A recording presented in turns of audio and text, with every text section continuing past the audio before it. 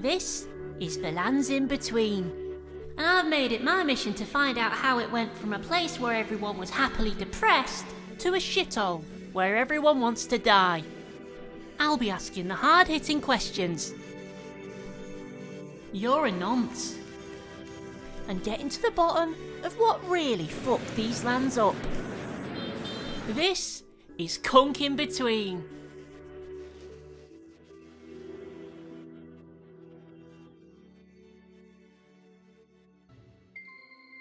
I wanted to start my journey at a learning institution. Unfortunately, I couldn't find any in the lands between, so I went to Raya Lucaria instead. Raya Lucaria is like Hogwarts, except this time the wizards are as evil as the author. This academy has been teaching magic for 5,000 years, offering nice degrees and then McDonald's jobs to everyone who walks through its doors. It's run by the Lucarian royal family, the leader of which becomes the academy's headmaster, which isn't a reference to any sexual favours. The last headmaster was Renala, Queen of the Front Room, and she's the only one anyone gives a shit about. Why was she called Queen of the Front Room when she actually ruled the whole academy? No, Tarnished. Queen of the Full Moon, Tarnished. Renala, Queen of the Full Moon. So who was in charge of the Front Room? Regardless of what you call her, Renala was one of the most important people ever to go through the academy, for one reason.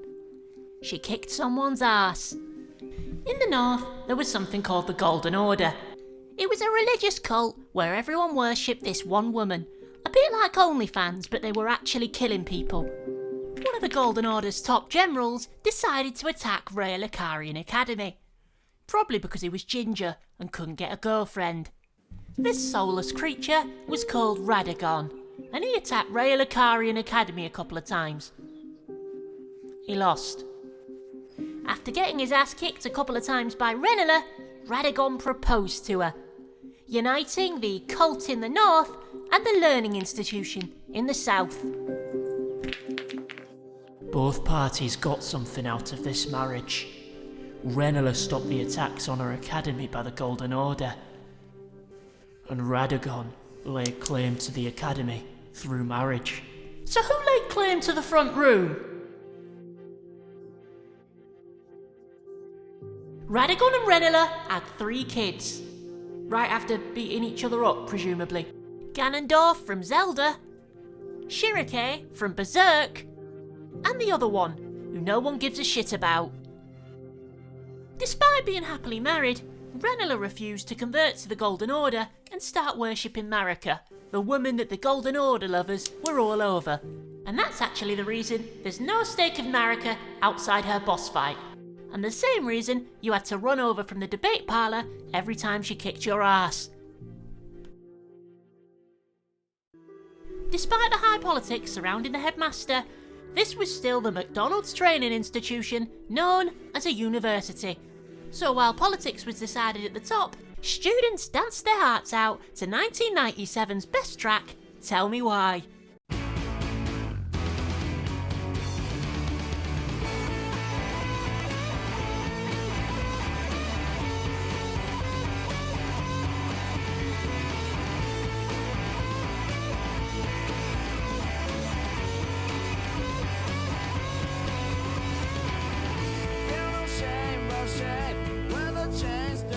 Despite being happily married with 3 kids, Radagon decided to leave Renala. You see, Queen Marika, the leader of the cult, wanted to have sex with him. We'll never know for sure what first attracted Radagon to God Queen Marika with all the power in the world, but we can speculate it was her nice eyes. Renala was devastated. She locked herself in her room and listened to Taylor Swift all day.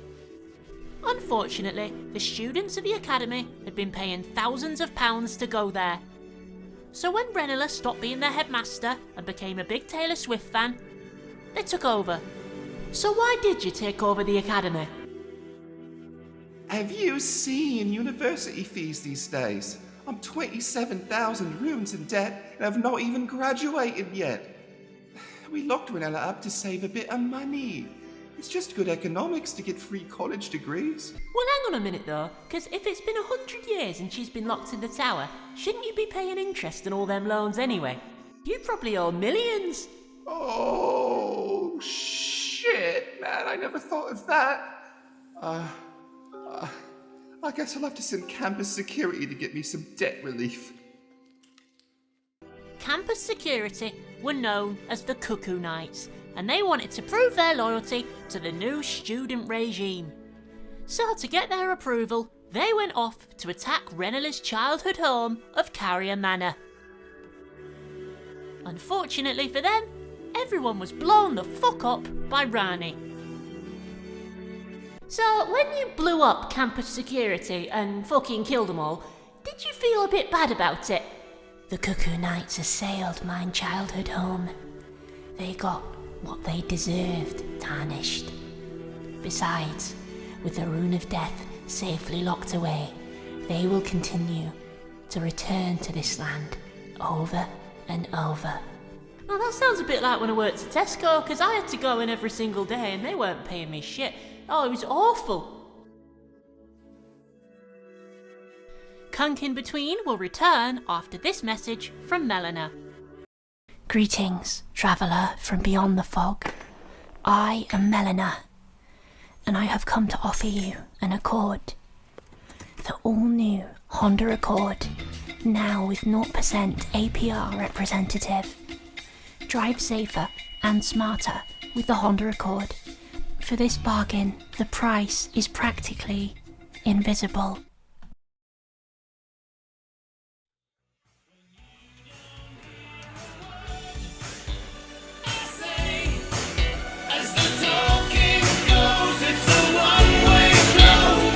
While Rani was defending Carrier Manor, Renela, her mum, was still alone in the tower, hoping that Radagon would save her. But he's not gonna, because he's ran off and had 3 more kids with Marika. I decided to sit down with Renela, not because I had anything important to add, not because I even wanted to, but because Cunk on Earth episodes are normally about 20 minutes long, and I'm only 7 minutes in at the minute, so I need to speed things up. So, did it hurt when Radagon left you and basically left you for a god, so he became basically the CEO of heaven, and he took the kids, so how are you feeling about that? I was about to get over it until you said all that, dick. Raya Lucaria isn't just about the people, but the things that the people did. I suppose, like, anywhere where there's people, that's generally the case. But now that I've had a few insightful conversations with the most important people around, I thought I'd check out the places you'd never normally go when you visit Raya Lucaria. This is the Raya Lucaria Crystal Cave, and I'm not here to get the Somber Stone bell bearing like everyone else is.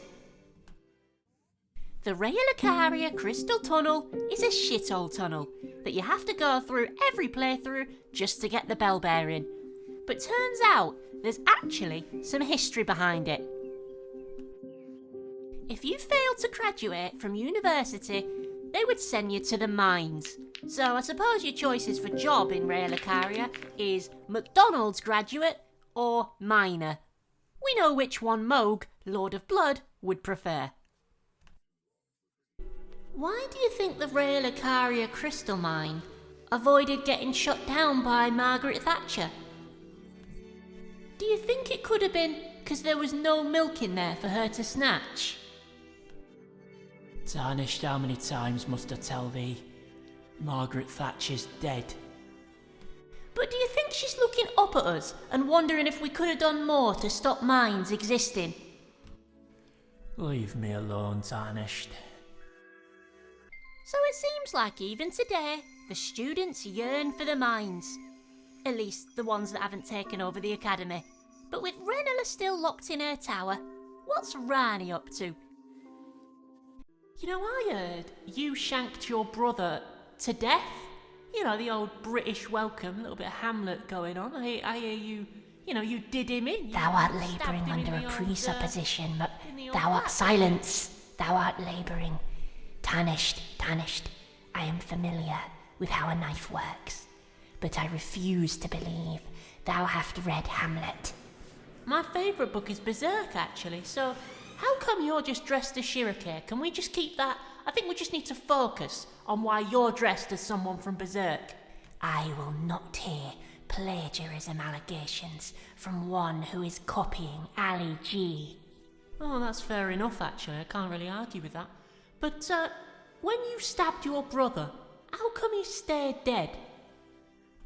Finally, a reasonable question. Many moons ago, Tarnished, I stole away the Rune of Death, and that is the reason why. Because I had no fucking idea what Rani was talking about, I decided to manifest outside space and time to talk to the Black Swordsman Artorius.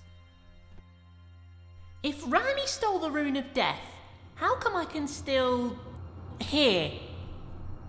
The Rune of Death is used for What? Sorry, I can't hear you. Maybe because that rune's gone. This is not a matter of amusement. Without the Rune of Death, the dead cannot truly die. They rise again as those who live in death, or they are hewn to the Erdtree's very being. Oh, I had that once when I tried to delete my mate Dave's file off his computer. See, I thought he was gone, but he actually just went to the recycle bin, so it was just sort of hanging about, taking up space.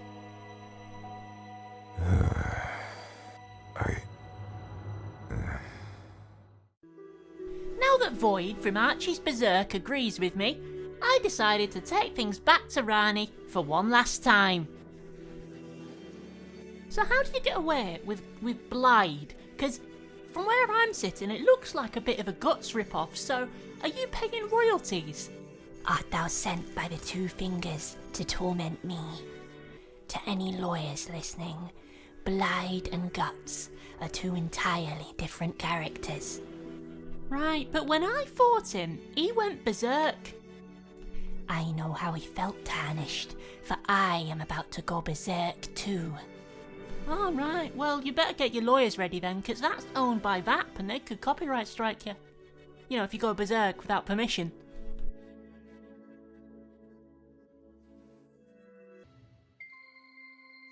Now that I've been banned from everywhere relevant to Raya Lucaria Academy, I guess my journey is over. But don't worry, because this is just the first in an 8-part YouTube series going over all the different places in Elden Ring. So next week, we'll be focusing on the Golden Order. So I'll see you next time.